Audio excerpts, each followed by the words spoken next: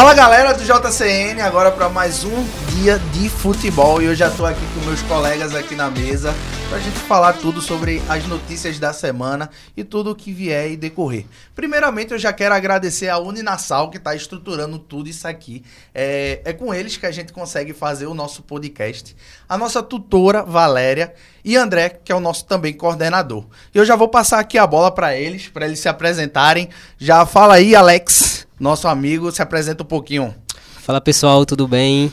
É um prazer estar aqui com vocês, um prazer estar aqui com nossos amigos também. Agradecer também ao Uninasal, né? A gente está aqui buscando conhecimento, buscando também melhorar na nossa área e tal, e isso ajuda muito.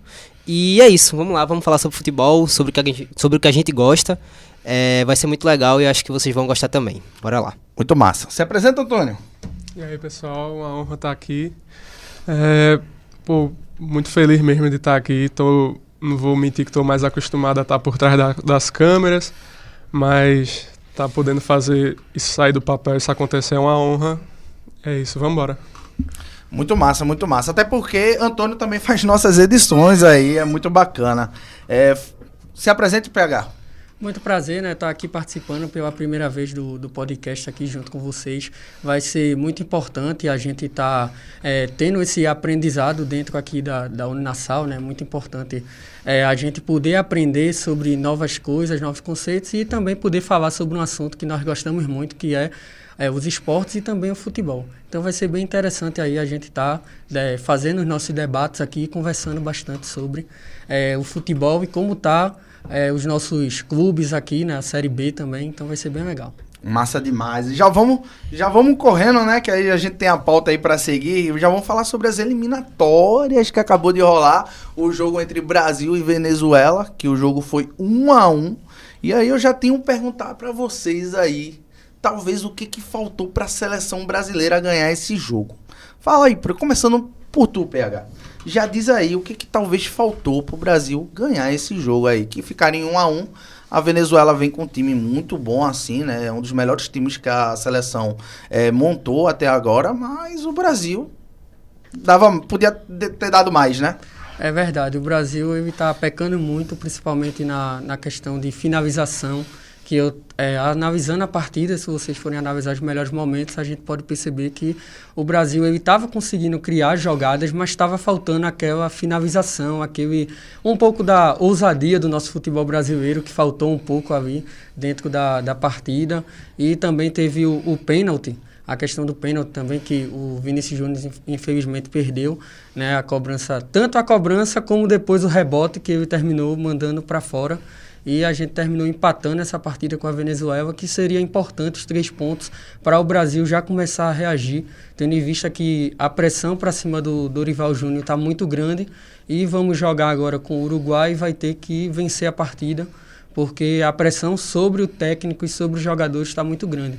E o risco assim de não ir para a Copa do Mundo, ainda tem esse medo de não conseguir ir, mas a gente vai ver aí, né, como vai ser essa partida contra o Uruguai e ver como é que o Brasil vai jogar o jogo contra o Uruguai, que vai ser um adversário bem mais difícil do que a Venezuela, porque o Uruguai tem uma equipe bem mais qualificada do que a equipe venezuelana. Concordo com você, PH. Eu acho meio difícil assim o Brasil ficar de fora com 40 e tantos times da seleção com agora que vai ser a nova adaptação da Copa do Mundo 2026. Fala um pouquinho, Alex, do que você achou da partida, o que faltou pro Brasil. Você acha que pecou nas finalizações, como o PH falou? Fala um pouquinho pra gente. Concordo com o PH. Eu acho que esse empate aí refletiu muito o que o Brasil está apresentando nesses últimos jogos, né? Um time fraco, frágil, em questão de ataque, de armação de jogada também, mas também não acho que o Brasil corra esse risco de não conseguir a classificação, né? Tanto de vagas que tem aí, seria uma catástrofe mesmo o Brasil não conseguir. 6 vagas diretas, ainda tem a repescagem ainda. Então, acho que é muito difícil, mas, embora isso, o Brasil também tem que melhorar o seu futebol, né? Querendo ou não, se classificando ou não, o Brasil tem que melhorar o seu futebol. Mas eu acho que de fato o Brasil não está conseguindo mostrar mesmo o que já foi, o que outras seleções também vem mostrando, porque assim, a gente pode falar sobre a questão do Uruguai, que não vem jogando um ótimo futebol, mas é uma equipe muito mais qualificada do que o Brasil, é uma equipe muito mais qualificada também que a Venezuela, que vai ser um adversário muito mais difícil que o Brasil vai enfrentar nessa próxima partida. Então assim, se a gente for olhar o que o Brasil vem jogando e também olhar o que as seleções dentro dessas eliminatórias vem jogando, o Brasil está muito abaixo mesmo. É algo que, de fato, pra gente ficar alerta. Eu não gosto do Dorival. Não acho que deveria ser o técnico da seleção. Tem esses rumores aí de Guardiola e tal. Eu tentaria ao máximo fazer qualquer esforço de outro treinador, um treinador mais qualificado, com mais nome e tal, mas Dorival, de fato, eu acho que não deve ser o técnico da seleção brasileira, nem para as eliminatórias e se classificar, nem para a Copa do Mundo. É isso aí, Alex. A gente ainda vai tocar mais ainda nesse assunto, principalmente do Guardiola, né? A gente vai tocar um pouquinho, mas fala aí pra gente, Antônio, se as suas expectativas foram quebradas. A Venezuela, de antemão, eu já digo que aqui que a Venezuela também empatou com a Argentina. Então, assim, o time da Venezuela é um time bom, é um dos melhores que eles montaram aí. E, assim, por mais que o Brasil perdeu, aquela decepção pra gente, porque o Brasil, sempre que entra em campo, ele tem a obrigação, assim, de vencer, principalmente aqui na Sul-Americana, né? Então, fala pra gente também um pouquinho, Antônio, do que você achou da partida. É exatamente isso que você falou. A Venezuela tem montado, eu creio que seja o melhor time da Venezuela da história da seleção. Mas assim, o Brasil não pode estar empatando com esse tipo de seleção. Apesar de ser no estádio deles, de ser na casa deles e tal, a gente é a maior seleção do mundo, não dá pra estar empatando com esses times que normalmente, assim, agora tá sendo uma situação atípica, né? Mas normalmente a Venezuela nem vai pra repescagem da Copa do Mundo. Então... Ficou de fora, não foi na Copa 2022? Não foi a Venezuela. Há muito tempo já. E, enfim, não pode estar empatando com esse tipo de seleção. Eu assisti esse jogo ao vivo e tal, consegui analisar muito bem. Eu percebi que o Brasil fez um primeiro tempo muito bom, muita pressão, em cima e tal, finalizando, mas sempre parava na defesa. E o que salvou mesmo foi a falta de Rafinha, que ele tá num momento muito feliz aí da carreira dele e, cara, pra mim atualmente é o melhor jogador da seleção brasileira. E é isso. Eu acho que a seleção tem alguns pontos pra melhorar, principalmente essa questão da defesa. Ixi. Mas é isso. Pelo menos eu acredito que o time, diferentemente do início do ano, o time tem se encaixado melhor nesses últimos jogos. Então, é isso aí. Você já foi citando sobre o Rafinha, que já era algo que eu já ia comentar aqui também. E o Rafinha tava jogando muita bola. E, inclusive, no primeiro podcast eu falei lá, viu, que o Rafinha deveria ser titular. É verdade. E meteu o gol. A galera não colocou, não. Eu tô apenas fazendo uma cobrança aqui. Mas é verdade, o Rafinha tá jogando muita bola. E aí eu já vou perguntar a vocês, porque a gente teve um cara que tá jogando muita bola, fez o gol de falta, tá ganhando mais holofotes agora. E teve o Vini Júnior, que a gente tem tanta expectativa e infelizmente teve essa situação. Acredito assim, talvez ele até não tenha jogado mal esse jogo contra a Venezuela, e é isso que eu quero saber de vocês, como vocês analisam o jogo do Vini Júnior contra a Venezuela, mas ele perdeu um pênalti, que é algo que pesa bastante, né, Antônio? Já começa por você, já pode... Bom, falando primeiramente do Rafinha, pra mim tem sido o melhor jogador brasileiro mesmo nos últimos tempos, assim, recentemente falando, no caso, né, e ele foi muito contestado na seleção, essa é a verdade. Ele foi muito contestado desde a época dele. Eu creio que quando ele foi convocado para a Copa do Mundo 2022, ele ainda jogava no Leeds, eu acho. O Leeds brigava para não ser rebaixado na Premier League, então foi extremamente contestado. E eu fui uma das pessoas que contestou o Rafinha na seleção. Eu também, não vou mentir. Porque um jogador do Leeds na seleção. Pois é. E ele também não fazia das melhores atuações. Na Copa do Mundo ele foi totalmente apagado.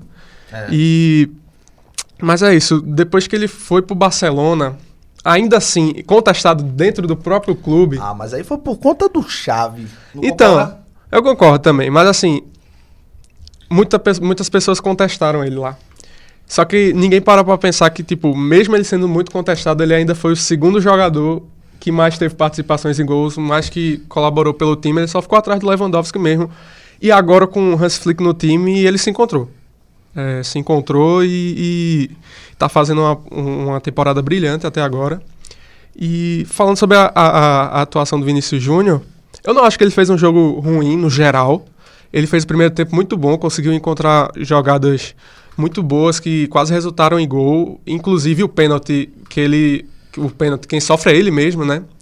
Enfim, o pênalti foi uma infelicidade, assim, tipo, ele bateu mal, não tem como dizer que ele não bateu mal. Bateu mal e se afobou no rebote, mas não tem muito pra onde correr. Infelizmente, ele tá sentindo um pouco da pressão de usar a camisa da seleção brasileira, mas eu creio que isso seja mais porque as pessoas estão procurando alguém que, entre aspas, possa substituir o Neymar na seleção. Verdade, Antônio, eu concordo plenamente com você. A gente até falou na nosso primeiro vídeo aqui falando sobre a seleção, que a gente citou que possa ser que talvez o Vini Júnior tenha sentido um pouco, talvez, o peso da falta do Neymar. Ele como ser o melhor jogador, talvez, da seleção brasileira.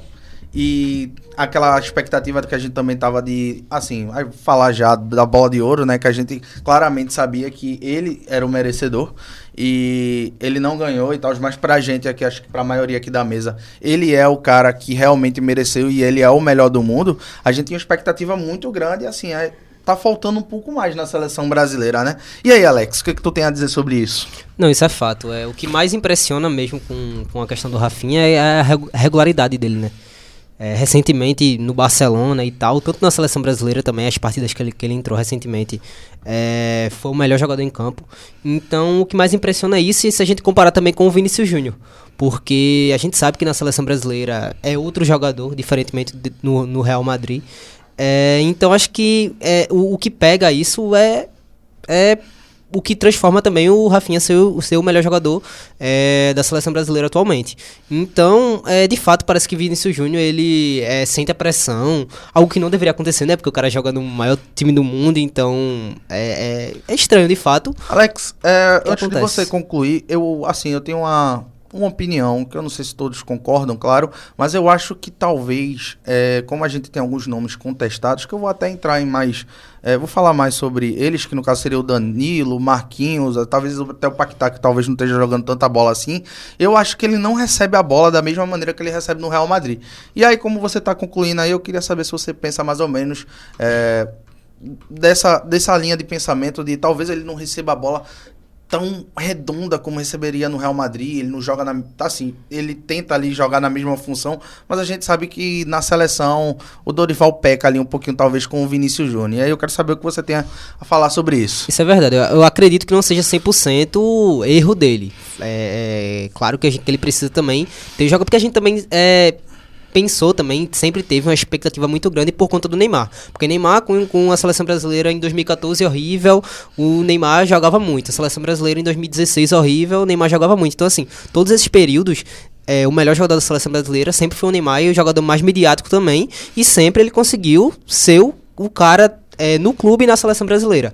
A gente tem essa expectativa ainda, porque a gente sempre compara Vinícius Júnior com o Neymar, e a gente coloca isso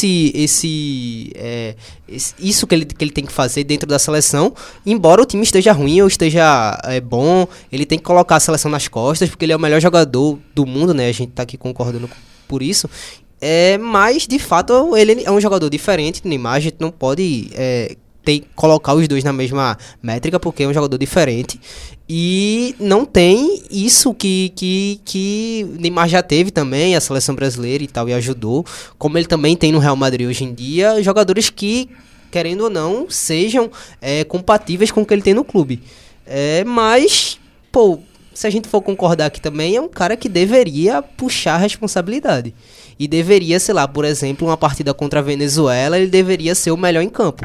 Concordo isso é plenamente. Fato. O que o Antônio falou aí sobre a questão que o Brasil não deve estar empatando e tal, isso é fato, porque o que a gente tem que concordar é que futebol, claro que é dentro de campo e tal, mas a gente também não pode deixar de falar sobre investimento, sobre o que cada seleção tem, o que cada time tem. E se a gente for falar sobre isso, a seleção brasileira tem que amassar a Venezuela.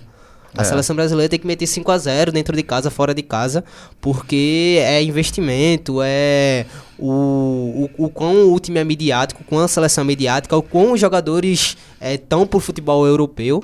Então, assim, era para Vinícius Júnior, que pretende e quer ser o melhor do mundo, amassar a Venezuela nesse jogo.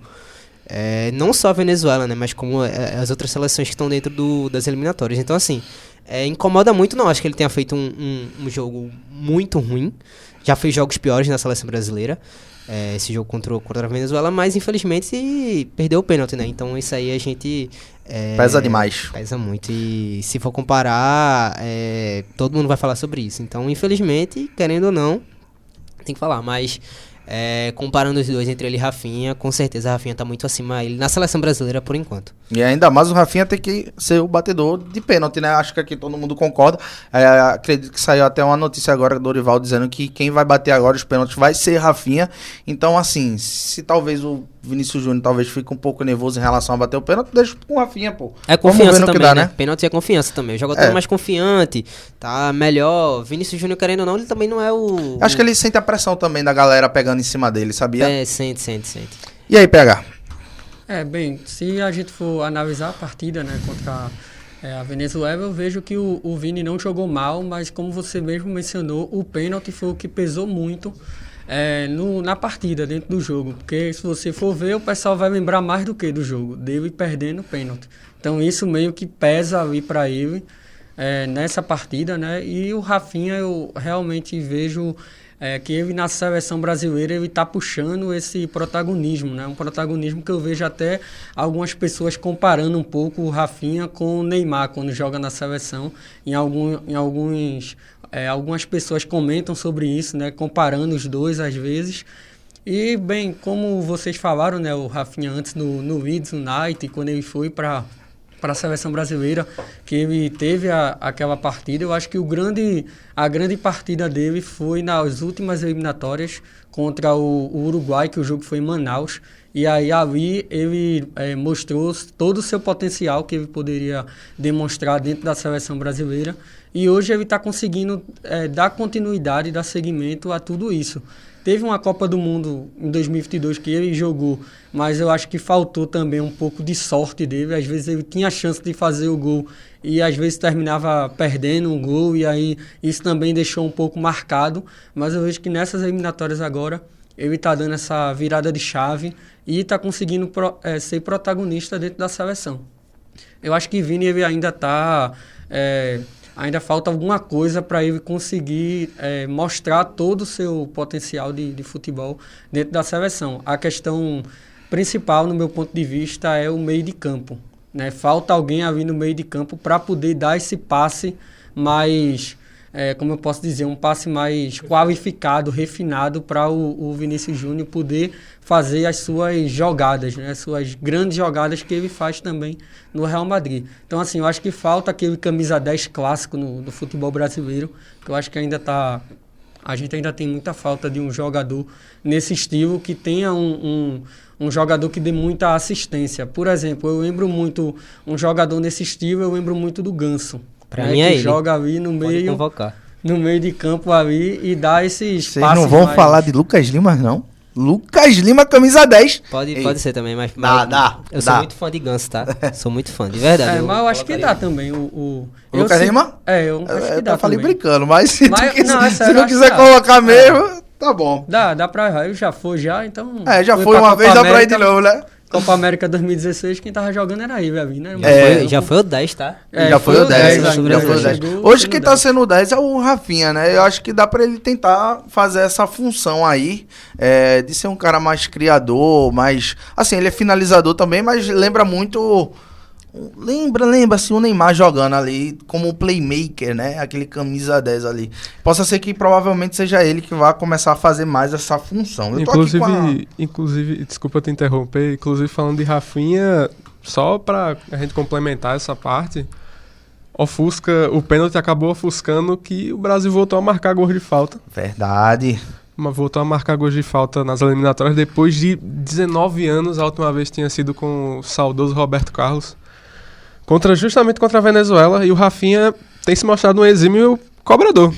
Bola parada é com ele, tanto no Barcelona quanto no Brasil, tá indo muito bem. Verdade. E também foi o último gol foi de Roberto Carlos em 2005. Cara, isso fazia muito tempo. Mas vamos acelerar um pouquinho que a gente tá meio atrasado. Eu vou falar só a última coisa que saiu aqui, a provável escalação de hoje. Você que tá vendo agora o vídeo recém-lançado, já vai ter acontecido Brasil e Uruguai, tá? Já vai ter acontecido. A gente tá gravando antes, então a gente não sabe o que aconteceu. Mas você aí já sabe o resultado. Mas aqui a provável escalação que tá dizendo aqui é Ederson, Danilo, que pelo amor de Deus, a gente já vai tocar nesse assunto, Marquinhos, Gabriel Magalhães, Abner, Gerson, Bruno Guimarães na meia, Savinho, Rafinha, Vinícius Júnior e Igor Jesus.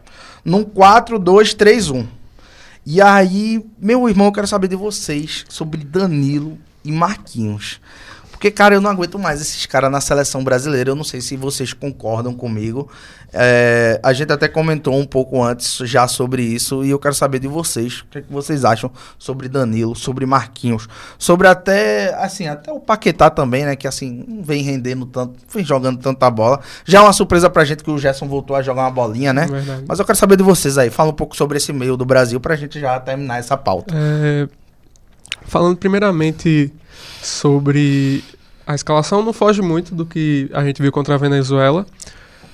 Agora, Marquinhos na seleção, eu não sei, parece que todos os técnicos que passam percebem que não tem muito para onde correr.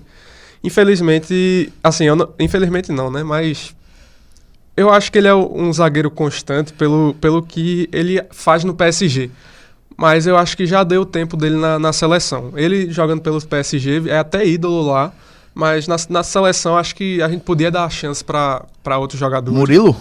Murilo é bom nome. Pô, Murilo é bom nome também. Eu lembro que, eu não sei, acho que é o Fabrício Bruno, ele fez boas atuações nos amistosos contra a Espanha e Inglaterra, logo quando o Dorival assumiu. E, enfim, acho que deveria dar oportunidade a outros jogadores. E sobre Danilo, cara, assim, a gente sabe que ele tá aí porque o Wanderson tá suspenso. É o Wanderson que atua na lateral direita, certo? Tá suspenso, foi suspenso no último jogo e assim, Danilo é uma situação complicada, porque a gente nem sabe por que ele é convocado, né? Tipo, ele não atua como lateral nem na Juventus. Verdade. Na Juventus ele é zagueiro, reserva ainda. E, enfim, pra mim é uma convocação que não faz sentido. Eu creio que o Dorival ainda convoca ele pela questão mais de vestiário e tal, mas por essa postura que ele toma de capitão.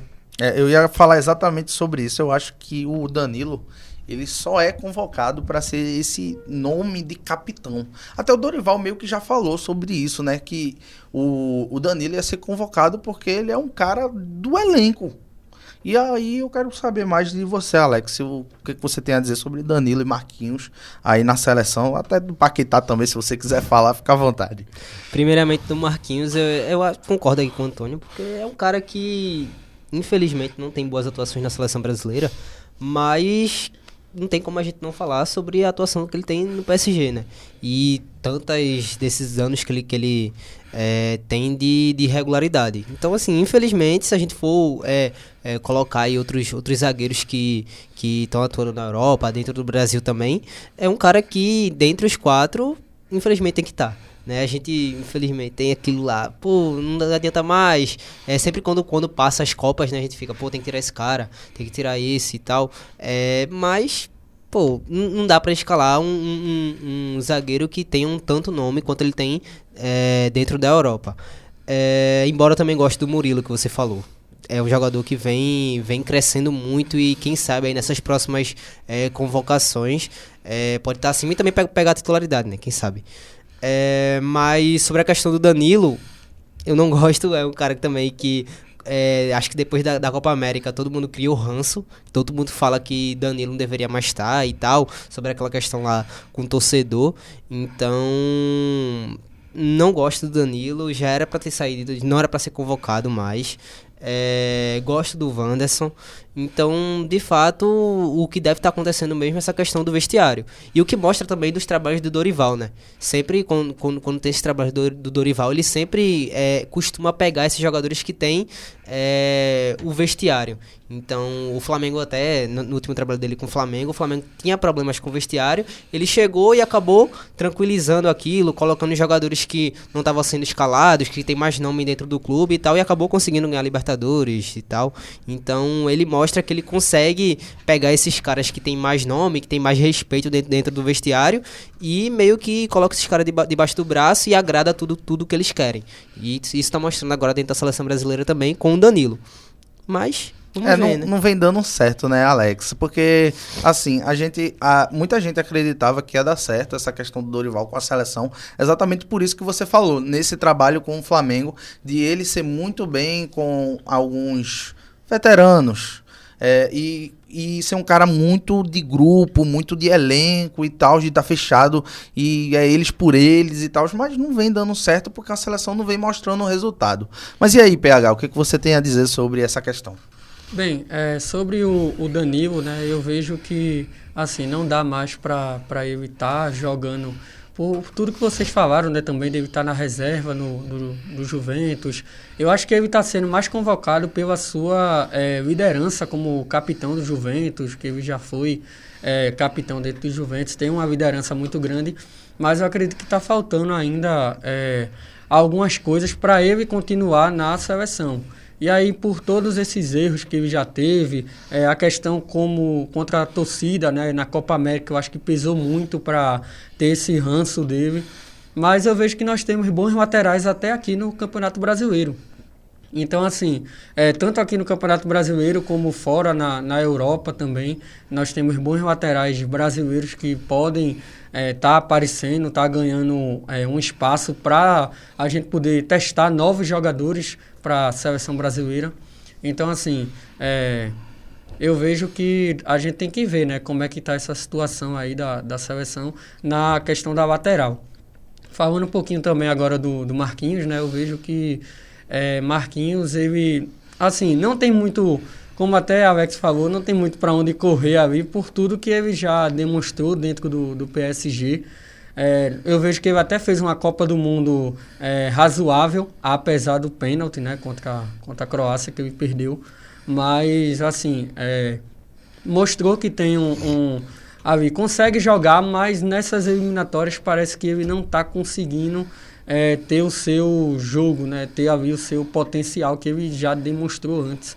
Não sei se é a idade que está chegando também, pode acontecer dele já estar chegando numa certa idade e aí já começa a perder um pouco ali o time, né, do jogo, mas a gente também tem que ver para dar oportunidade para novos zagueiros, né, chegarem aí na seleção brasileira e poder conseguir pegar essa titularidade e demonstrar um bom futebol, que é o que a gente está faltando muito nessa questão, também na parte da defesa, que foi até algo que eu não havia comentado, né, no primeiro comentário, que essa parte da defesa também, eu acho que principalmente bola aérea, eu acho que é meio desesperador ali, quando cruza a bola na área do Brasil, a gente já fica com medo, achando que vai sair um gol, alguma coisa, então assim, eu acho que é bom a gente a CBF já dar uma observada em outros atletas ali, principalmente o Dorival, observar também mais o Campeonato Brasileiro, que às vezes a gente tem bons valores aqui, mas não é convocado por simplesmente jogar aqui. Tem que ir para a Europa, como é o caso até do Fabrício Bruno, que estava no Flamengo, fez bons jogos contra Espanha e Inglaterra, mas ele agora só está sendo mencionado porque foi jogar fora. Então, assim, é meio complicado a gente ter jogadores do nosso próprio Campeonato Brasileiro, que querendo ou não, o Campeonato Brasileiro de uns anos para cá, a nível de clubes, está melhorando, mas a gente poderia tentar pegar também jogadores daqui para ver como é que... Testar, né? Dar uma testada. A gente vê outras seleções, né, como é o caso da Colômbia na Copa América, que quase ganhou, não foi do Brasil, e tinha um meio de campo só de jogadores daqui, né? O John Na verdade... ganhou, não foi? Tu tá falando do qual? Das eliminatórias? Na Copa América, a gente foi... sim, do primeiro... Na fase de grupos. Foi empate. Sim. Foi empate, foi 1-1. Foi isso mesmo, foi isso mesmo. a gente teve, que aí muita gente comentou, poxa, o meio de campo da Premier League não conseguiu nem passar do meio de campo do Brasileirão, porque... Com aquele Richard Rios do Palmeiras, John Arias, que era do Fluminense, e Rames Rodrigues, na época... Era do São Paulo, verdade, e agora verdade. ele tá fora. E aí a gente tem um pessoal comentando muito sobre isso, e aí eu vejo que, complementando o que eu havia falado, o nível do Campeonato Brasileiro como clubes, a Série A, né, no caso, subiu bastante nos últimos anos. Então, assim, seria bom a gente testar novos jogadores do nosso próprio Campeonato Brasileiro. Concordo com você, PH, mas agora a gente já vai mudar de pauta, né? A gente tá falando da seleção brasileira, a gente agora vai falar de Série B, meus amigos. Meus amigos, vamos falar um pouco mais sobre essa Série B que tá maluca, né? Já vamos dizer assim, meio maluca até demais, porque a gente agora vai, assim, pra a última rodada. A gente terminou ontem a 37ª rodada, que foi o último jogo, Ceará e América Mineiro, que a gente vai falar mais sobre, mas a gente vai para uma final de rodada com... Vamos lá, tem o Santos já é campeão, mas o Novo Horizontino pode ficar fora ou ir para a Série A. Aí tem o Ceará, o Mirassol e o Sport, assim, brigando por fora ali, porque tá no G5, brigando ali por fora. Então, que campeonato maluco é a Série B. A gente sabe o quão difícil é jogar uma Série B. Então, eu quero saber mais de vocês aí, em relação a quem se classifica de fato, para esse acesso e como vocês vão analisar esses jogos. Já vamos falar um pouco mais sobre essas rodadas que passaram. Começando pelo Santos e CRB. O Santos já entrou, se eu não me engano, campeão contra o CRB e perdeu o jogo. Coisa do inacreditável Futebol Clube, porque ninguém imaginava que o CRB ganharia o jogo, assim como ganhou, ainda na casa do Santos. Então, já fala um pouquinho pra gente, PH, como você analisou esse jogo em si, que pra você também foi uma surpresa, como pra mim também foi, e como você acha que o Santos também vai vir nessa próxima rodada contra o Sport. Bem, a partida do Santos, né, contra o CRB, eu não sei se vocês puderam, quem pôde assistir, né, deu pra perceber que o Santos parecia que não queria nada no jogo. Tava meio que...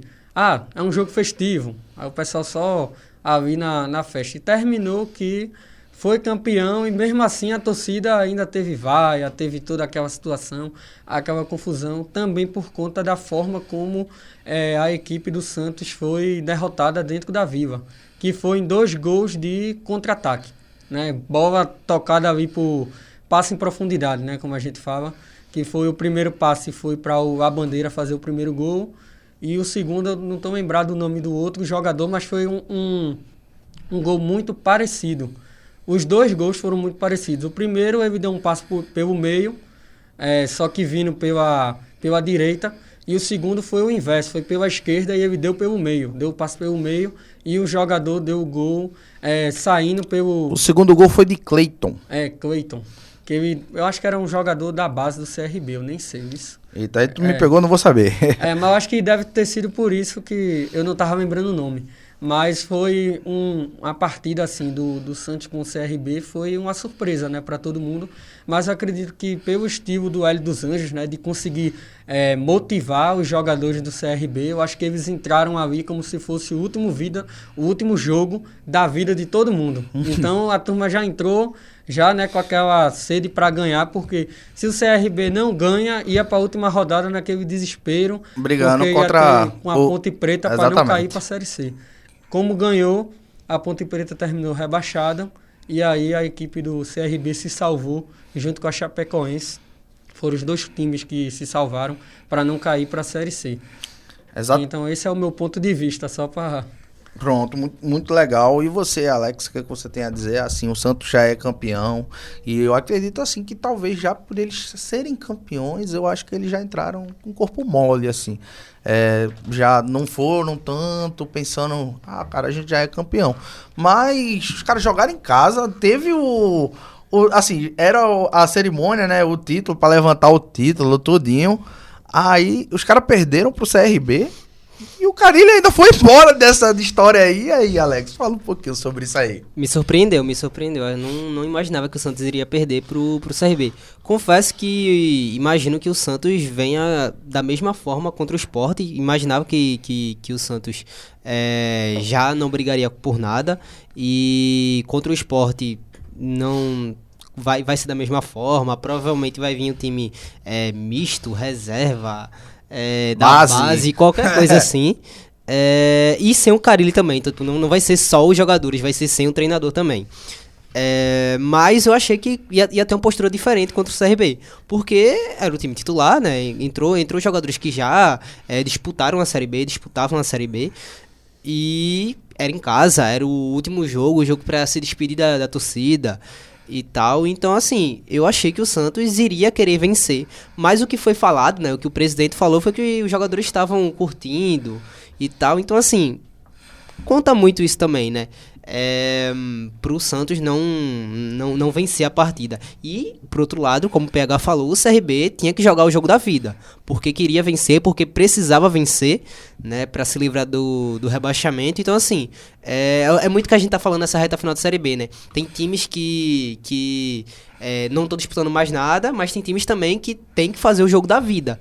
E isso mostra muito como vai ser essa última rodada e também esses últimos jogos. Então, assim, é complicado pros times que não estão disputando nada. Por exemplo, o Santos não vai querer mais fazer todo o esforço possível para querer vencer uma partida. Já os times que estão querendo um acesso e tal, tem que fazer o jogo da vida, como vai ser os jogos que a gente vai falar aqui agora, pro Sport, matematicamente, pro Sport fazer os seus cálculos aí. Então, assim, sobre a questão do Carille, a torcida já queria isso há muito tempo, né? Não, e sem contar, Alex, desculpa te interromper, mas que, tipo, até o próprio Carille já sabia que ele não ia ficar. O Santos já não sabia que ele não ia ficar. A torcida não sabia. Eu sabia, meu amigo todo não sabia. Mas todo mundo sabia que o Carille não ia ficar, né, Alex? Não, na verdade, assim, foi toda essa Série B com a torcida entrando e ficando extremamente irritada com o Carille. Assim, primeiro que se a gente for falar sobre a contratação do Carille, é extremamente duvidosa, né? Porque o que aconteceu pro Santos querer o Carille? Não era um treinador que costumava ir pra Série B, porque o que os times costumam fazer, os maiores, né? São treinadores que têm no currículo acesso, no currículo título e tal de Série B, porque é um campeonato, como a gente sabe, totalmente diferente que uma Série A. E acabou escalando o Carille e também escalando o Carille, que é um treinador que tem uma função, um estilo de jogo totalmente diferente pela história do Santos. É um cara que tem como histórico encaixar o time defensivo e... Brigar por uma bola. Aquilo que falam, 1-0 tá ótimo pra ele, é goleada e tal. Então, assim, difícil, né? E foi o que incomodou a torcida também. Porque, apesar disso, não escalava jogadores da base, que também tradição do muito, Santos, tradição. Os últimos jogadores aí de destaque mundial, assim, Rodrigo, Neymar, todo mundo veio da base do Santos e tem um treinador que não escala isso, justamente numa Série B, que seria uma oportunidade perfeita para esses meninos da base se destacarem, é um absurdo olhando o histórico que o Santos tem, né? Não tem como você pegar, é típico, sei lá, um jogador do Flamengo e que é como um Gabigol, né, que tem todo esse histórico assim de falar com a torcida, de falar com a imprensa e tal. Então cada time tem o seu. Como o Santos tem que ter um jogador da base, tem que ter um jogador que esteja surgindo e que consiga demonstrar o seu futebol, e como o Antônio falou, na Série B é o melhor momento para isso acontecer. Então, isso incomodou muito a torcida, incomoda ainda porque o presidente nessa Série B mostrava também não tá muito preocupado, porque essa Série B pro Santos também tem que ser algo pro Santos se melhorar e que volte para o que já foi. E foi o que o Carille falou também quando conseguiu o título, né? O Santos ainda não tá com um projeto muito avançado para a Série A.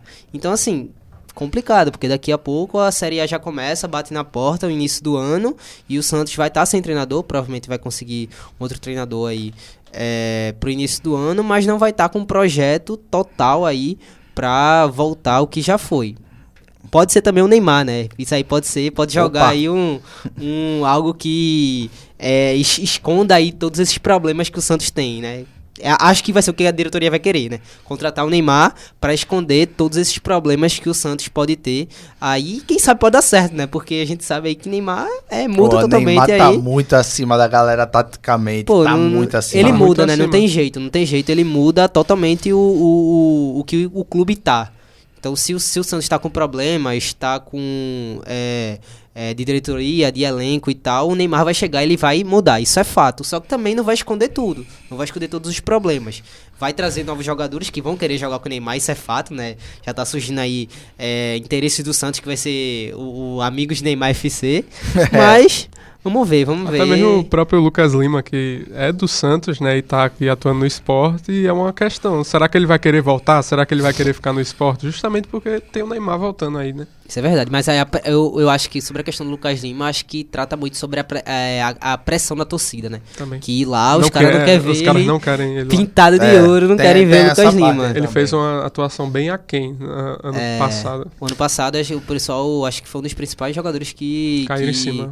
que a torcida caiu em cima. Então, o que pode fazer um empecilho aí pro Lucas Lima voltar ao Santos é isso. Mas a gente, claro que o Gabigol saiu do Flamengo e tem toda essa questão aí de já ir pro Cruzeiro. Não foi anunciado, então o Santos, quem sabe, pode aí tá só apalavrado, né? Então, quem sabe pode Atravessar? atravessar aí uma negociação. Então, falam de... Depois que eu vi o Dudu no Cruzeiro... É verdade. Exatamente. dá pra- meus amigos. não dá pra Ronaldinho no... Como foi quando ele voltou pro Grêmio e não foi pro Grêmio? do Flamengo. Mas aí sobre o Cruzeiro, não dá pra confiar no Cruzeiro, né? O Cruzeiro anunciou o cara e depois... Depois deu do certo. Ronaldo, fenômeno, que veio pro Flamengo e depois foi pro Corinthians, não Exatamente. jogou no Flamengo, tava Exatamente. treinando no CT, meu amigo, não dá pra desacreditar de nada no futebol A brasileiro. essência do futebol brasileiro é isso aí. Exatamente. Fala um pouquinho, Antônio, do que você achou, inclusive o Santos que vai jogar com um técnico interino, né, pra esse próximo jogo da última rodada. Rapaz, eu acho que é isso mesmo que a Alex falou. Não tem muito pra onde correr. Acho que vai ser isso mesmo. O Santos vai botar o time misto pra jogar aqui. Por isso que eu não... Apesar de muita gente estar desacreditando ainda do acesso do esporte, eu acredito que ainda há chance, porque realmente há. O Santos vai vir com um time misto, provavelmente, um técnico interino. Eles não estão disputando mais nada, eles já são campeões. E o Sport vai jogar valendo, né? Vai jogar com o time titular, pagou até a multa de Lucas Lima. E vai vir com tudo pra cima. E o negócio vai ser ganhar o jogo e torcer para os resultados acontecerem, da maneira que o Sport precisa que aconteça. É isso aí, Antônio. E aí eu já quero saber de vocês, porque assim, o Ceará ganhou ontem contra o América Mineiro. E aí foi um jogo histórico pra eles, né? 63 mil. 64.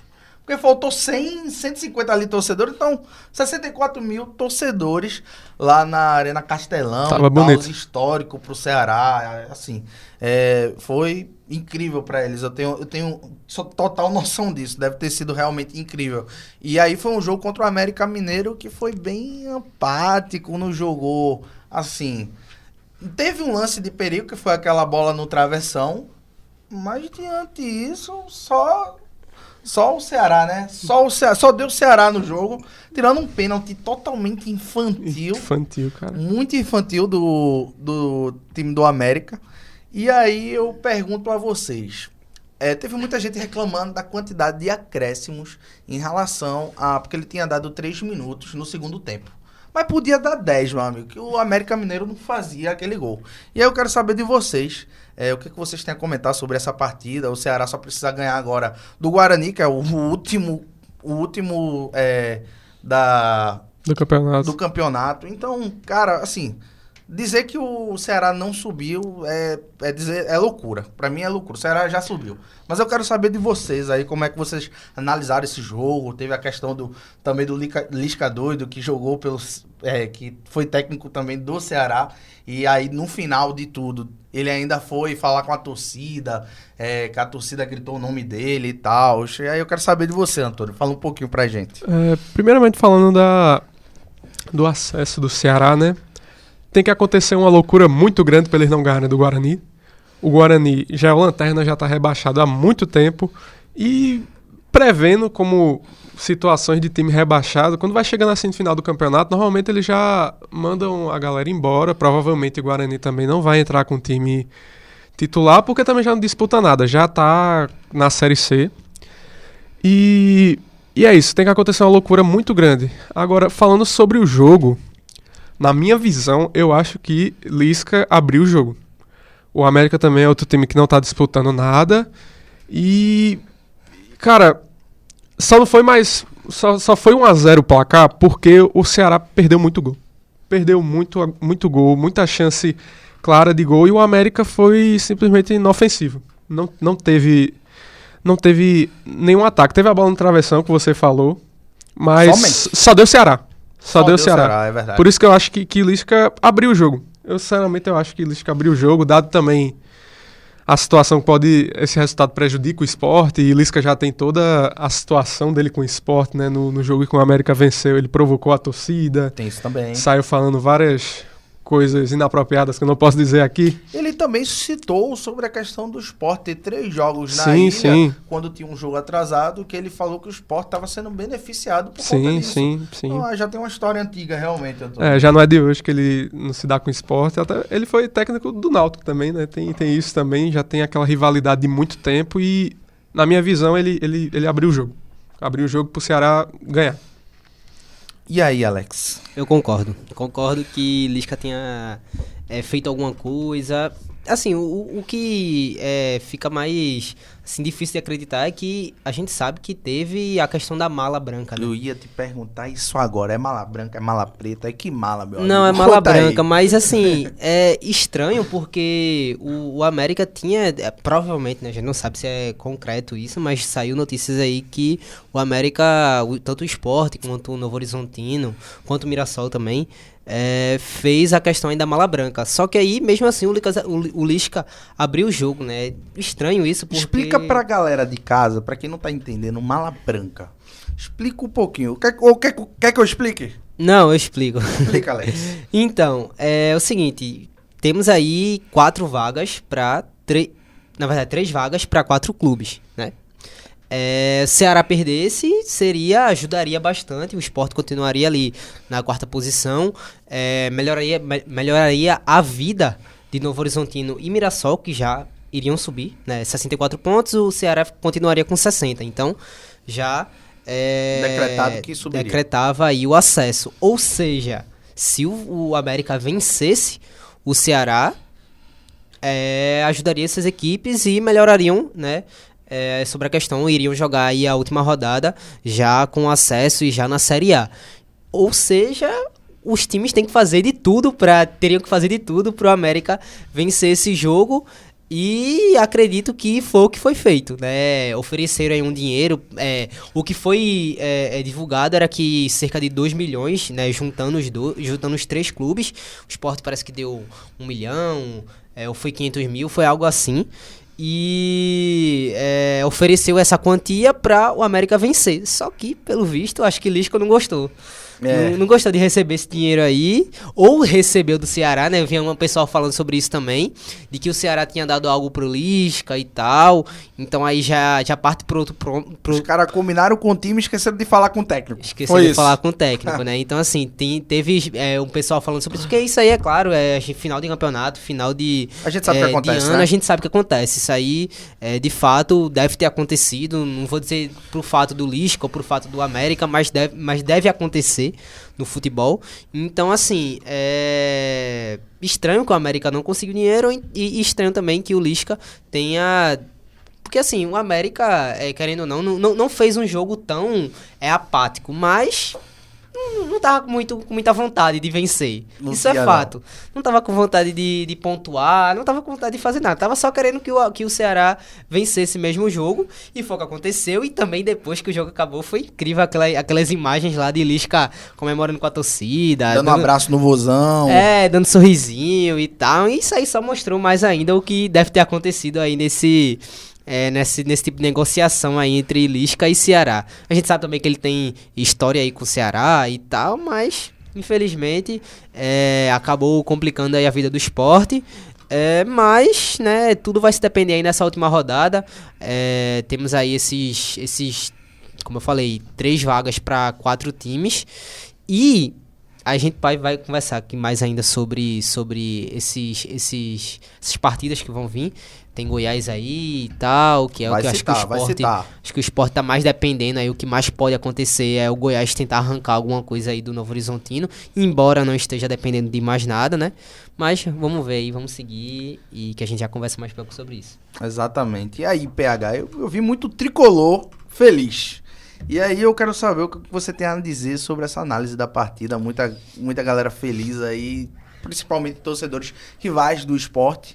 E aí eu quero saber o que você tem a dizer também sobre a partida, sobre o que você acha sobre tudo isso, analisando do seu ponto de vista.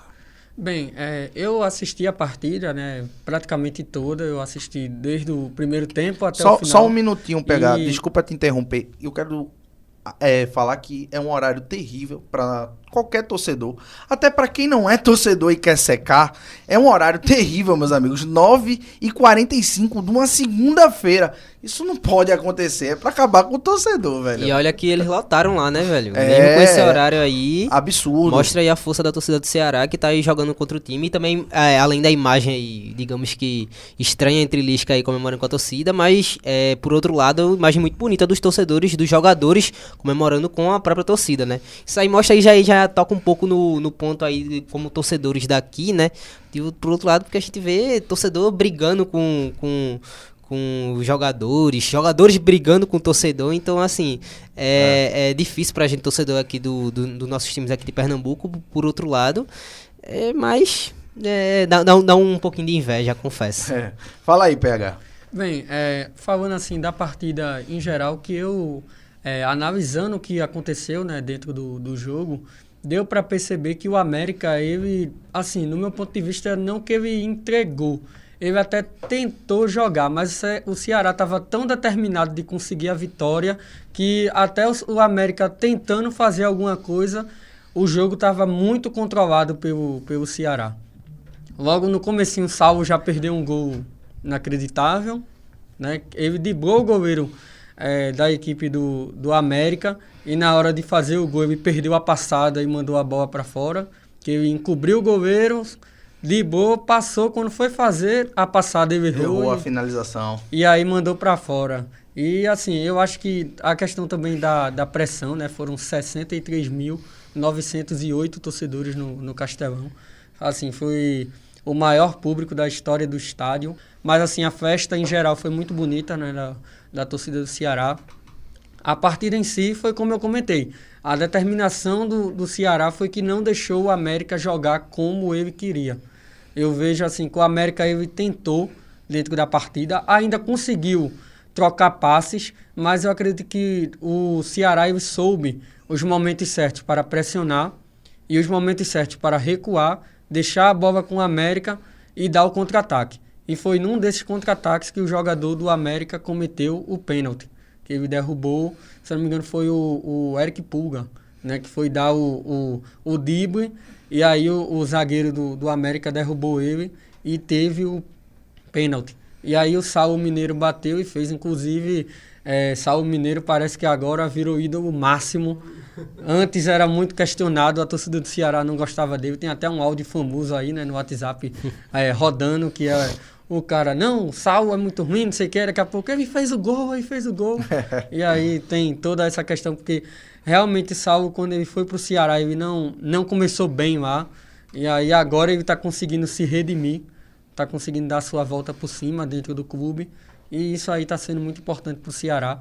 E sobre a partida, só para eu encerrar o comentário, sobre a partida contra o Guarani, eu acredito que o Ceará tem tudo para vencer, mas ele tem que tomar cuidado, porque o ano passado o Vila Nova foi pegar o ABC, que também era lanterna, terminou perdendo e não subiu na última rodada. Então, assim, o Ceará tem que colocar a cabeça no lugar se quiser subir para conseguir uma vitória lá e ficar mais tranquilo. Não pode entrar afobado, senão pode terminar se complicando com o Guarani e não subindo. Eu acredito que essa é a Série B mais competitiva que eu já vi. Disputada em termos de... por exemplo, uma coisa que eu estava comentando, inclusive com os amigos, é que caso o Sport vença do Santos, né, e o Sport Se acontecer do Sport mesmo vencer do Santos e ele não conseguir o acesso, eu acho que vai ser a menor diferença entre um líder e um quinto colocado na história da Série B. E o Santos vai ser o campeão com a menor pontuação, 68 pontos. Então, assim, para você ver como o nível dessa Série B ela está muito alto. A Série B ela está num nível mais alto. Então, assim, isso serve até de alerta para os times que estão vindo da Série C aí, que tem que montar um time competitivo se quiser pelo menos permanecer. Porque o nível da Série B ela subiu muito nos últimos anos. E olha que o Santos tem 9 derrotas, né? E perdendo pro Sport, né? Que provavelmente pode acontecer, o Santos chega a 10 derrotas. Então, assim, um campeão ter 10 derrotas é coisa pra caramba. E tem aí também, como o PH falou, 68 pontos. É o pior campeão de toda a Série B. A gente vê a Série B com um campeão com 80 pontos, né? Pontos corridos, né? Então, assim, tem aí 38 rodadas que uma vitória, 3 pontos, então assim, acontece muita coisa. Mas é incrível que o quão disputada foi. E aí o fato que a gente tava falando sobre a torcida do Santos, o que incomoda mais eles é isso. Porque foi campeão, mas foi algo, tipo, como a gente acaba vendo aí com o grande, quando vai pra Série B, ele é campeão com folga, ele ganha com folga, ele sobe com folga. Não foi o que aconteceu com o Santos, tem né? Um pouco de soberba também, tanto dos jogadores, principalmente dos jogadores ali, do pessoal da presidência, que tratam como se não fosse um título importante, né? Tratam como se fosse um título importante, sendo que aí a gente pega, por exemplo, o Vitória, que foi campeão ano passado. O Vitória foi pro jogo já campeão contra o Sport e fez um jogo muito bom e conseguiu subir, tá conseguindo se manter na Série A. Então, tem essa questão. É um pouco de problema, né? Todo time grande, quando cai, fica meio que desvalorizando a competição, mas, por exemplo, o Carille mesmo teve horas ali que a coisa ficou complicada pro lado dele e aí, tipo, os times grandes percebem que não é bem assim, né? Tá todo mundo ali querendo disputar e tal. São times competentes para subir e que não vai ser tão fácil feito todo mundo tava pensando. É verdade, Antônio. Eu vou pedir agora que vocês acelerem um pouquinho. Eu vou puxar, falando a última questão sobre a Série B, analisando o resto dos jogos e os próximos jogos. Eu vou pedir para que você seja um pouquinho mais rápido, porque a gente já tá assim, com tempo limite, eu diria assim. Caramba. Né? Mas vamos lá. O Mirassol empatou contra o Operário e o Novo Horizontino também empatou com o Paysandu. E aí vamos para a última rodada, que a gente já falou sobre Santos e Sport. Ceará que vai pegar o Guarani, que também a gente já, para todos aqui, o Ceará vai ganhar, já, entre aspas, subiu. Aí temos o Novo Horizontino que vai pegar o Goiás, que é aí que eu quero falar com vocês exatamente sobre isso. Matematicamente, o Goiás não tem mais chance de classificação por conta da quantidade de vitórias. Por mais que o Goiás chegue a 63, ele não tem a quantidade do número de vitórias acima do Sport nem do Ceará. Então, assim, ele não tem chance, de fato, de conseguir o acesso. E aí eu quero que vocês analisem sobre esse jogo, que é um jogo importantíssimo para o Sport.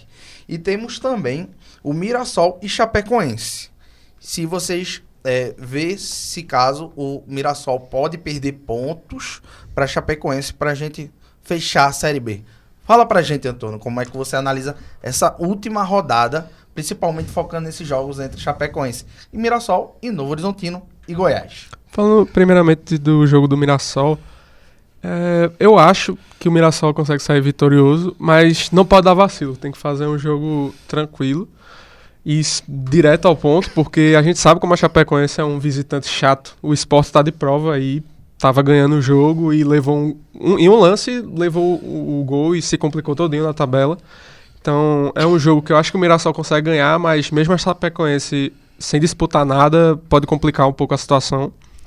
E sobre Goiás e Novo Horizontino, cara, o Goiás tem vindo muito bem, vai jogar em casa, mas não disputa mais nada. E o Novo Horizontino não tá nas melhores fases, apesar de estar no G4. Não tá nas melhores fases, mas eu não sei porquê, eu sinto como se fosse ser empate. Esse jogo tem cara de empate pra mim, não sei porquê. É isso. E aí, Alex? Eu concordo. Esse jogo tá com muita cara de empate, me arrisco dizer aí 1-1.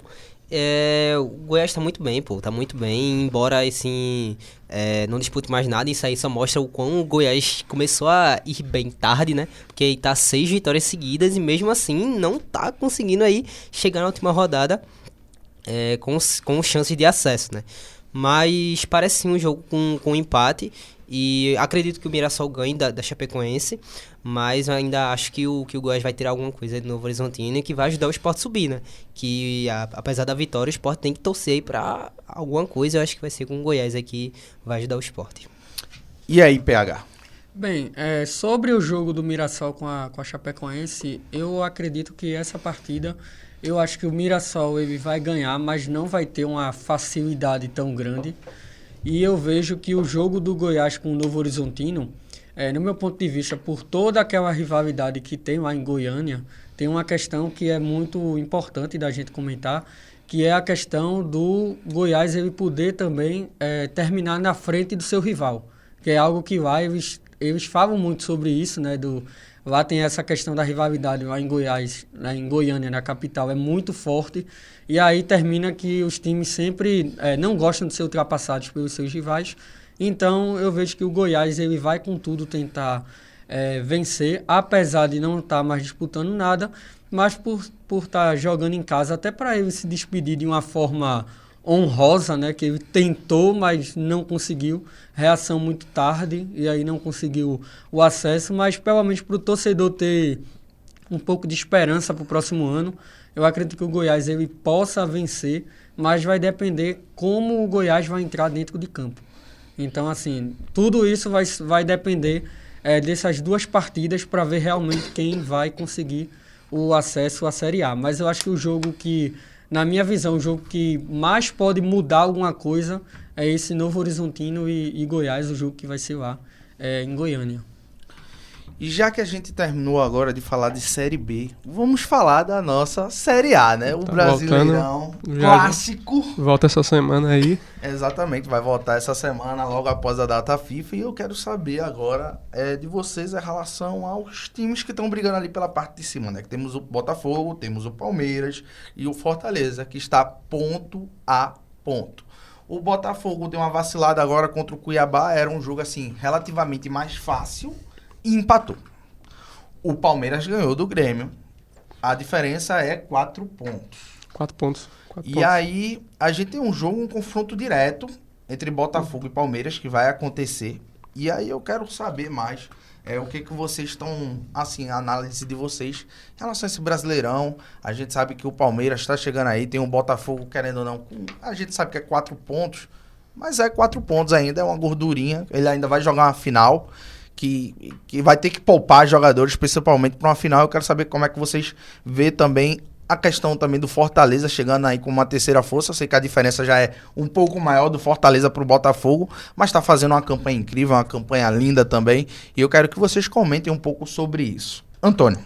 Bom, acho que a situação do Botafogo agora vai se assemelhar um pouco com a do Corinthians, estava recentemente, que foi para a semifinal da Sul-Americana, mas estava brigando ali para não ficar no Z4, né? Só que agora o Botafogo é a situação oposta.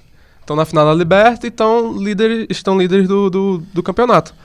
É meio complicado mesmo, porque o Botafogo não pode vacilar de jeito nenhum no Campeonato Brasileiro. O Palmeiras a gente sabe como o Palmeiras é um time competente para conseguir tomar esse título do Botafogo. O ano passado mesmo é um exemplo. Todo mundo não, mas tipo, o Botafogo fez um primeiro turno muito bom e era dado como campeão.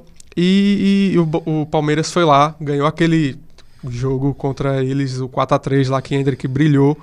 E foi o que decidiu o título ali. Então é meio complicada a situação do Botafogo. Mas eu creio que vai ser isso mesmo. Vamos poupar jogadores. O próximo jogo agora é contra o Atlético. Já vai ser um gostinho do que vai ser a final da Libertadores. Apesar de não estarem, creio eu, os times 100% de seus titulares. Mas é isso, não pode vacilar. E o Palmeiras pega o Bahia fora e é torcer, velho. O Palmeiras tem que torcer pra um tropeço. Exatamente, Antônio. E vai pegar o Atlético Mineiro, que assim... Tá 7 jogos sem vitória, velho. Que fase do Atlético Mineiro, que perdeu agora a Copa do Brasil pro Flamengo. Teve vários jogos, assim, importantes que perdeu também. Se eu não me engano, tá ali pela 11ª colocação do Brasileirão. Tá em 10º, eu acho. Então, assim, já é um jogo, um aquecimento que vai rolar antes da Libertadores, né? Então, é um jogo muito importante para análise tática de ambos os times. E lembrando também que o Botafogo vai pegar o Palmeiras, um jogo antes, uma semana antes ali, já da Libertadores. Então, se eles forem poupar, vai ficar algo muito complicado, porque aí o Palmeiras vai colar. E a gente nem tá falando muito aqui do Fortaleza, mas o Fortaleza tá apenas um ponto do Palmeiras, tá ligado? Então, assim, eu quero saber de você, Alex, como é que você analisa esse embolo que a gente tem num Brasileirão aí? Mesmo com esses tropeços aí do Botafogo, ele ainda tá com esses 4 pontos aí de diferença. Vai contar bastante esse próximo jogo contra o Atlético Mineiro, porque a pressão lá do lado do Atlético tá tremenda, né?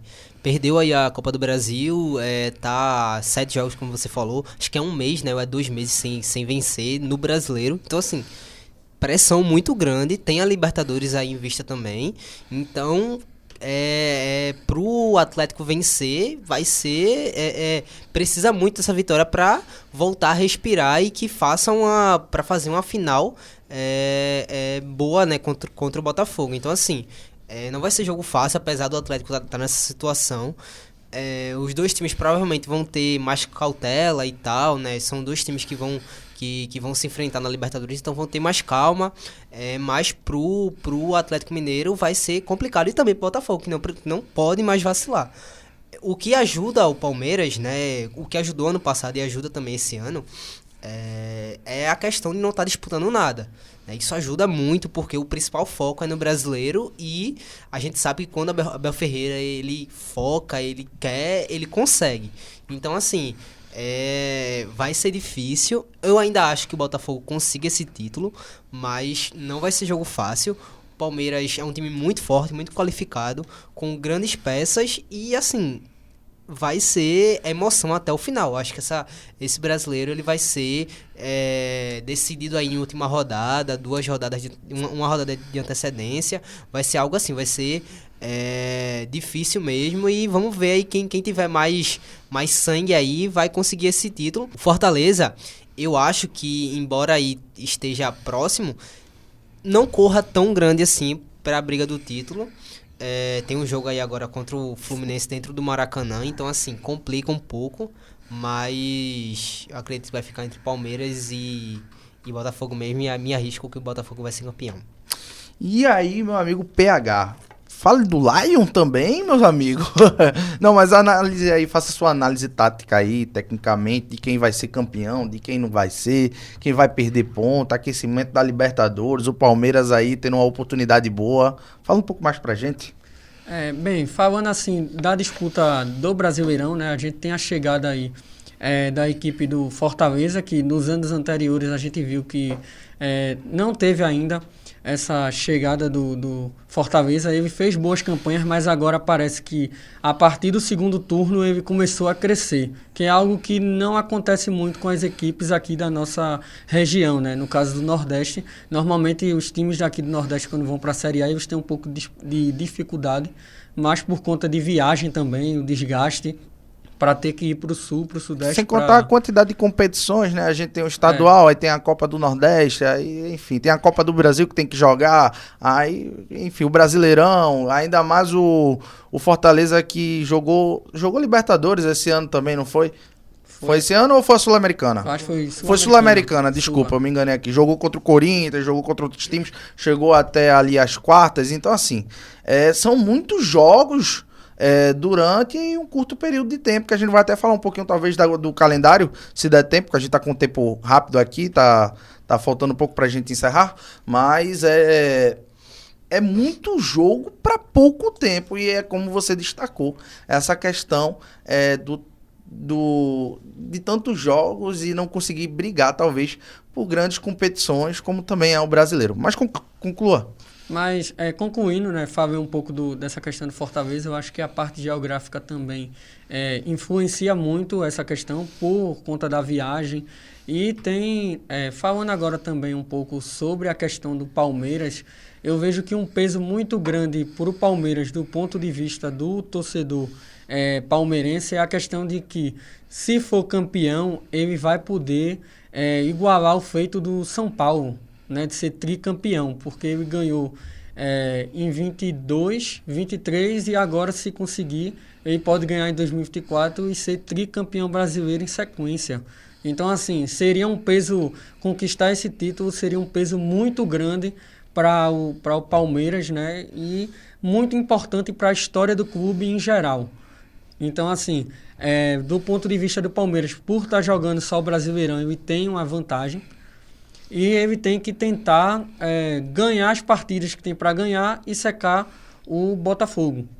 Do ponto de vista do Botafogo, não pode vacilar. Tem uma final de Libertadores e isso, querendo ou não, vai ter que dividir o foco. E, assim, você não pode vacilar no Brasileiro, porque sabe como é o Palmeiras. O Palmeiras, ele, em pontos corridos, ele tem uma regularidade muito grande, a equipe do Palmeiras. Então, assim, ele pode, se ele começar a ganhar e o Botafogo terminar vacilando, pode acontecer o que aconteceu o ano passado. Mas uma coisa que eu até iria comentar, se eles conseguem ganhar a Libertadores, mas perderem o Brasileiro, eu acho que, no meu ponto de vista, o ano é positivo. O ano é positivo. Na visão deles vai ser um Eu ano concordo. positivo. Eu concordo. Porque, assim, ganhou a Libertadores.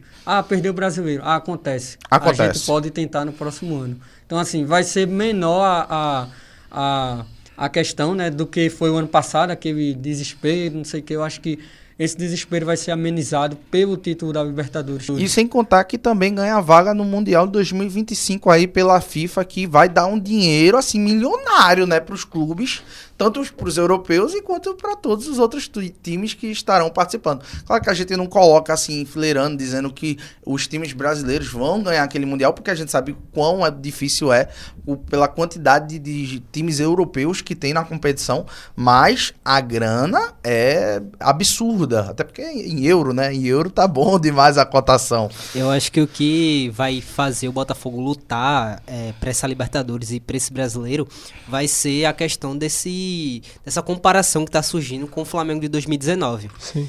Eu acho que o pessoal aí tá, apesar de ser o seu principal rival, não só eles, como a mídia tá aí colocando. Pô, quem é melhor? O Flamengo desse ano, o Botafogo desse ano ou o Flamengo de 2019? E pra que isso carimbe, né, tem que ganhar os dois títulos. Porque se ganhar apenas um, vai ter esse título a menos e vai colocar aí, não vencer os dois, então... decretado que não... não tem nem conversa. Não tem nem conversa aí de quem é melhor. Então, assim, se conseguir ganhar os dois, vai fazer o Botafogo ir grandão aí O cara vai ficar gigante mentalmente. pra fazer essa discussão. E mais ainda se ganhar o Mundial, né? Que a gente tem um Mundial Pois no final do ano, tem um Mundial 2025, mas também tem um Mundial no final do ano aí que vai disputar contra o Real Madrid. Quem sabe consiga aí um título, aí... Aí tu projetou muito Já além, era, Alex. aí Aí já tu era. foi muito Projetou, além. foi longe. Foi longe, foi Aí longe. já era, pode cravar aí que vão falar que é melhor que o Flamengo 2019, o Santos de 2011 ali, pode Não, mas pode no cravar. caso tu tá falando do Intercontinental, né? Não é isso? Exatamente, é um Quando Mundial tu Intercontinental. falou o Mundial, Não. meu amigo, eu fiquei, cara, o cara vai ganhar dos europeus todinho. A gente tem o Mundial de 2025, que é o Super Mundial, né, que tem 4 em 4 anos, Sim. e tem também o Mundial que a gente já conhece, né, que é o Mundial É porque Intercontinental. a FIFA tá chamando agora de Intercontinental, até não gostei muito de como eles colocaram isso aí, mas agora eu entendi A gente o que você quis falar. a gente conhece aqui como Mundial, que é o que tem Com todo certeza. ano, né, que disputa aí, que inclusive é algo que a gente poderia até discutir aqui depois em um outro momento, que os clubes agora os europeus vão direto pra final, né? Isso é algo que Isso é assim, estranho querendo ou demais. não, estranho, mas se a gente for falar aqui, pô, É. eles vão se classificar todo Eles jeito, vão se né? classificar todo Não jeito. tem Eu jeito. não lembro um ano. É mais questão de igualdade mesmo, É, eu Eu acho. não tem lembro jeito. um ano que um europeu não foi pra final, velho. O que pode falar isso bastante é porque, assim, por exemplo, os times da Austrália, eles têm que passar por quartas, semi e final. E os europeus não, é direto pra final. Então, assim, difícil, mas querendo ou não, se botar eles nas quartas, eles vão pra semifinal também. E vão ser campeões, né? Então, assim, difícil, mas o que eu tô falando é que se o Botafogo, quem sabe, conseguir aí um título de Mundial, que é esse final de ano, um Intercontinental, aí acabou, né? Porque o Flamengo perdeu ali pro Liverpool, jogou muito, mas perdeu pro Liverpool. Então, se conseguir o Mundial, aí ganhou o Libertadores Brasileiro e Mundial. Então, aí esqueça que é o melhor time que já o futebol brasileiro já teve. Pronto, então, assim, concordo plenamente com o que vocês colocaram aqui, que tudo foi abordado aqui na mesa, muito top a visão de vocês. Eu tenho uma ideia muito parecida com a de vocês também, mas já vamos agora falar de Pernambucano. sul-americanos, estaduais e... Assim, a gente veio de seleção, Série B, Série A. Agora vamos para estaduais, meus amigos. Teve uma questão do calendário aí que a CBF soltou.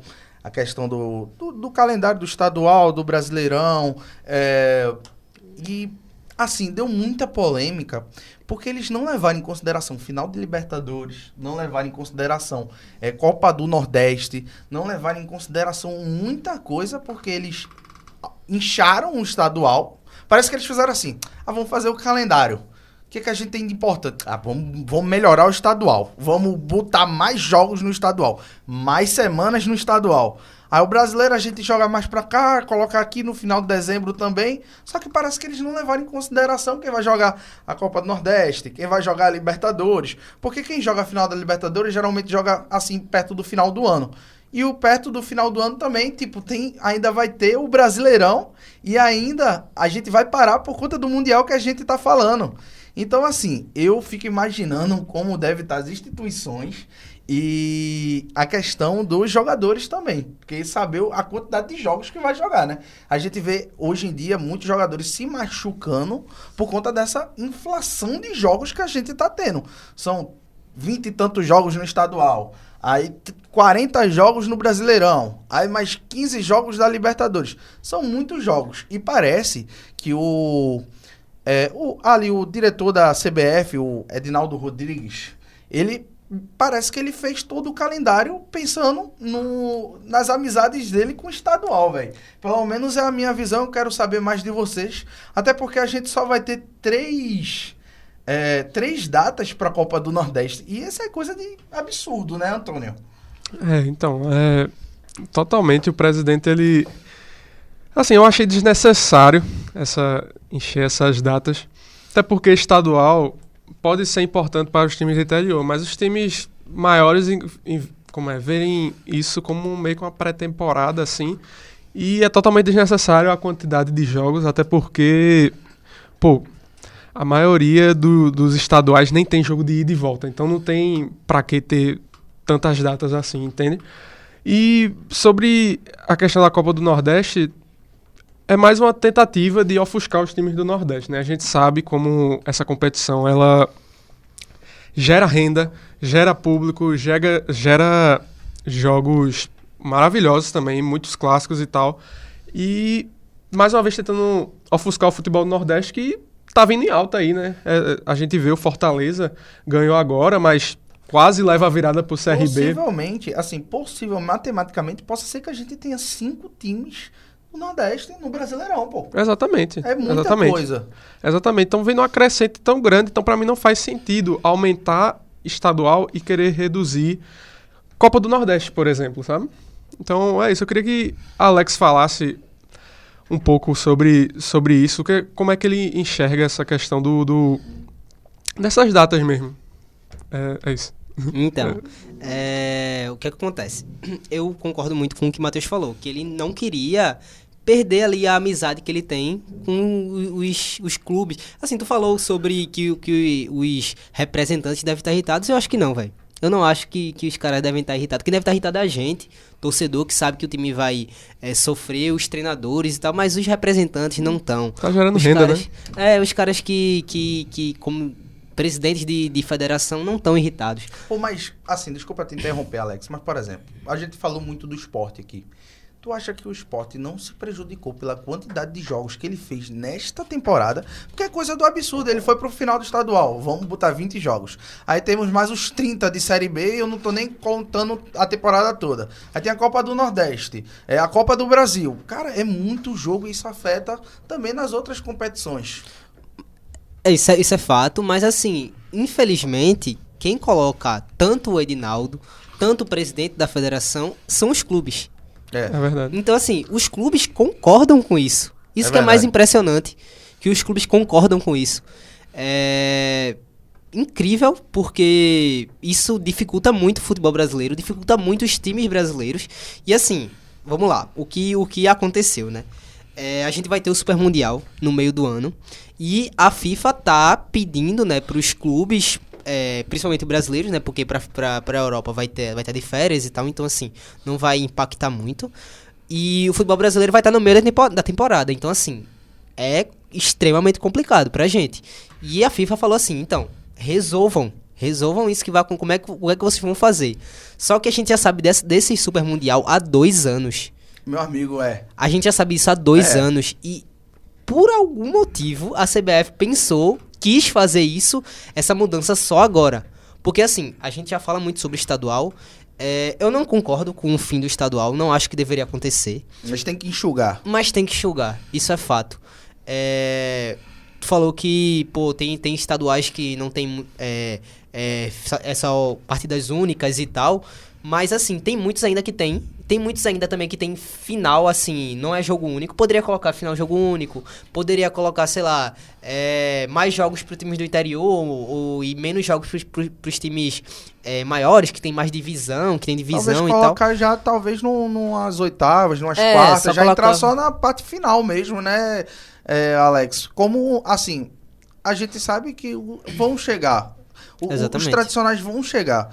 Então é melhor talvez enxugar, porque a gente sabe a quantidade de jogos que vai acontecer. E a gente, como você falou também da diretoria, foi a mesma diretoria da CBF que também disse que ia trazer o Ancelotti. Exatamente. E sabia que o Tite ia embora no final da Copa do Mundo e não se preparou para isso. Estamos vivendo isso de novo agora, com essa questão do calendário. Então, assim, é difícil porque a CBF simplesmente não pensou sobre isso, porque, assim, a gente sabe há 2 anos, então poderia ir enxugando aos poucos.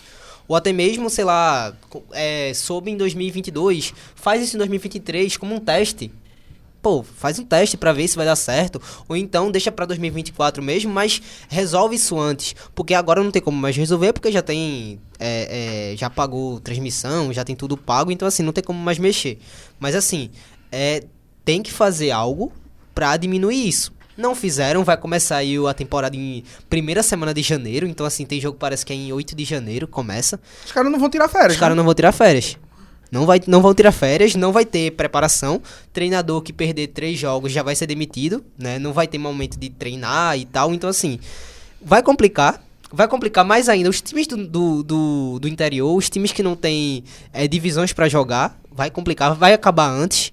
Então, um campeonato que dura 4 meses vai ter que acabar em 2 rapidamente. Temos também Copa do Nordeste pro nosso time do Nordeste, tem Copa do Nordeste, então mais complicado ainda. Copa do Brasil ainda, né? Copa do Brasil, outra coisa que é muito falado, o campeonato vai acabar, né, em junho e julho, né, a Série A por conta do Super Mundial, mas aí tem outro problema. Pra quem não sabe, o Brasileirão ele vai acabar uma semana antes do Natal. Então, assim, sei lá, 20, 18 por ali, vai estar acabando o Brasileirão. O Brasileirão tá acabando agora pra nós da Série B, 2 de 20 e pouco de novembro. O Brasileirão provavelmente vai acabar ali em começo de dezembro. Agora vai acabar uma semana antes do Natal. Os caras vão praticamente jogar no Natal, pô. Como é que pode, tá ligado? Os caras vão começar de janeiro, não vai ter férias, vai jogar dezembro, vai jogar um campeonato a mais, que é o Mundial, ainda tem todos os outros pra jogar também. Exatamente. Vai ter que começar a abrir mão de campeonato, né? E outra coisa, justamente isso, porque assim, durante o Brasileirão que tiver acontecendo, porque assim, o Brasileirão vai acabar, depois vai ser assim entre o período de Brasileirão e Libertadores. Durante o Brasileirão que tiver acontecendo, vai ter a Libertadores. Então assim... Exatamente. Incrível, porque o que aconteceu esse ano foi justamente isso. E pode acontecer também de um time brasileiro estiver disputando a Libertadores. E outra coisa, se for campeão da Libertadores, vai disputar o Mundial em dezembro. Ou seja, e aí? E a gente nem falou da data FIFA. Vai estar tendo Brasileirão durante o Mundial. É bizarro. Como assim? Vai ter que torcer para um time do brasileiro não ganhar o Libertadores. É o que parece. Parece que a CBF tá levando em consideração que... os brasileiros não vão chegar. Então vamos cortar, né? Vamos botar o calendário, vai ser isso aqui, e vamos torcer pra que eles não passem pra gente dar tudo certinho no final do ano. O pior é que vão. Não importa quem seja, o Brasil vai ganhar novamente. O time brasileiro vai ganhar novamente a Libertadores, porque a gente sabe a diferença que a gente tem com os times sul-americanos. Então, assim, vai ter que torcer para um time da Libertadores, um time brasileiro não ganhar a Libertadores, porque não vai ter como jogar o Mundial, porque vai estar durante o Mundial vai estar jogando o Brasileirão. Então, assim, incrível isso. incrível que tá acontecendo.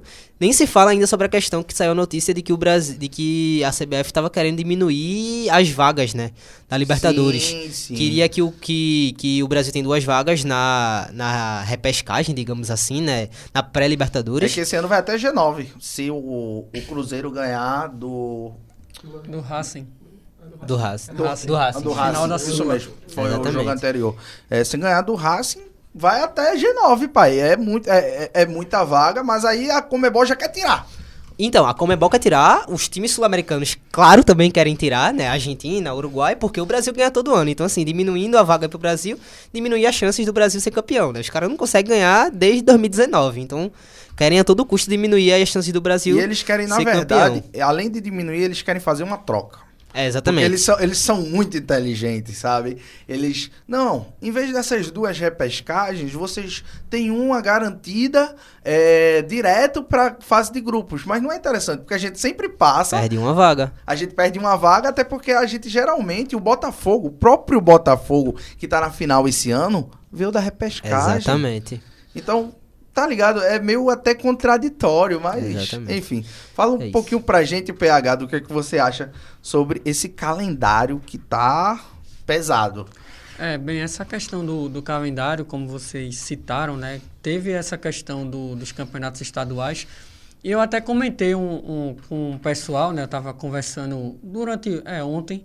Ontem eu estava conversando com o pessoal e aí eu até falei que o campeonato estadual ele poderia pegar, por exemplo... tem uns campeonatos aqui dos países vizinhos, né, do Brasil, que eles têm um sistema chamado apertura e clausura. A gente poderia fazer algo parecido com os estaduais. No primeiro semestre tem o estadual normal, né, como acontece, só que com menos datas, bem enxuto, com menos clubes, deixa os clubes grandes participarem, mas podendo utilizar suas equipes sub-20, sub-23 ou os times B, para fazer ali como se fosse uma pré-temporada. E aí jogariam os times que têm a divisão normal, né, que joga Série A, Série B e Série C, e os times classificados da Série D daquele ano. E aí joga aquele campeonato.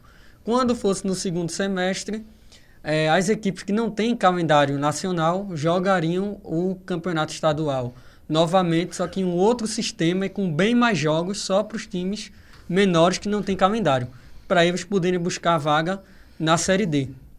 Então, assim, é um sistema que eu até conversei, né, com o pessoal comentando sobre isso, que foi algo que eu peguei do pessoal lá dos outros países.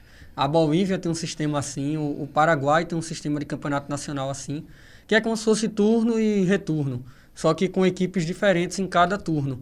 E aí eu puxei para a realidade do Brasil aqui, como se a gente tivesse, a gente vai adaptando de acordo com a realidade de cada estado. Imagina como é que vai ser o Fortaleza ano que vem. Exatamente. Libertadores, tem a Copa do Brasil, Copa do Nordeste, o Cearense, né, o Campeonato Cearense. Então, assim, muito jogo e vai ter muitas datas, vai ter que viajar também, sair daqui para ir para... sair lá do Ceará para poder ir para a Argentina, depois ir para o Sul, depois ir para o Sudeste. Copa do Brasil pode acontecer de pegar um time no norte lá, ter que ir para Roraima, Rondônia, que também é longe, é uma viagem cansativa,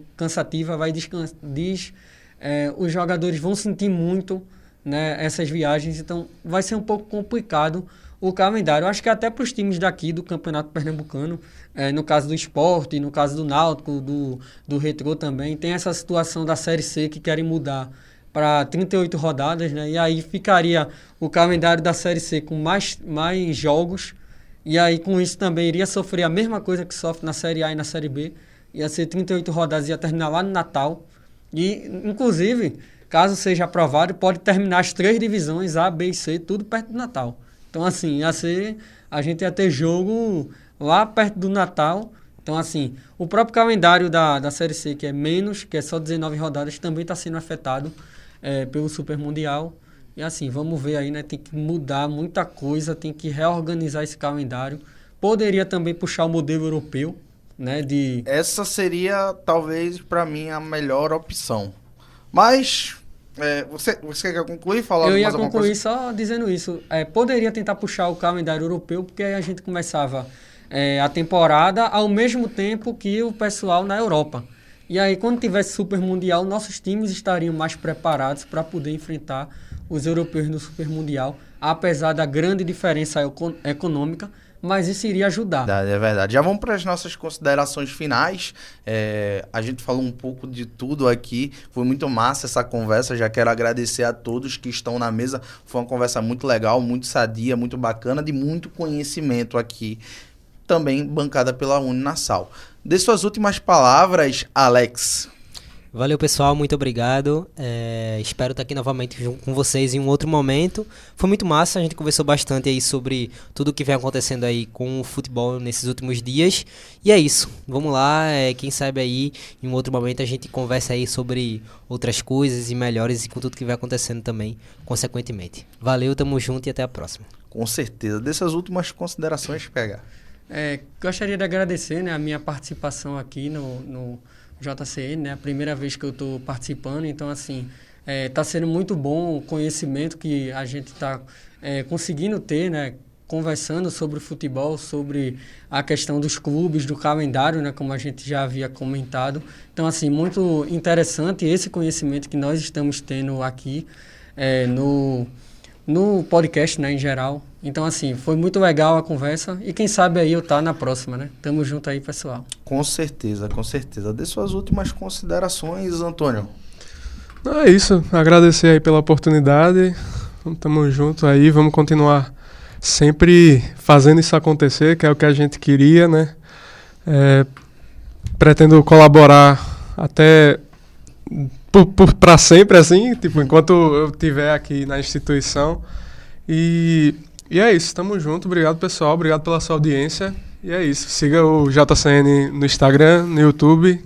E é nóis. Exatamente. Você que ficou aí até agora, então segue, comenta que a gente vê os comentários, curte, compartilha, segue nós, porque toda semana tem vídeo aqui da gente debatendo todos os esportes. Não é só futebol. Tem basquete, também tem Fórmula 1. É isso. Valeu!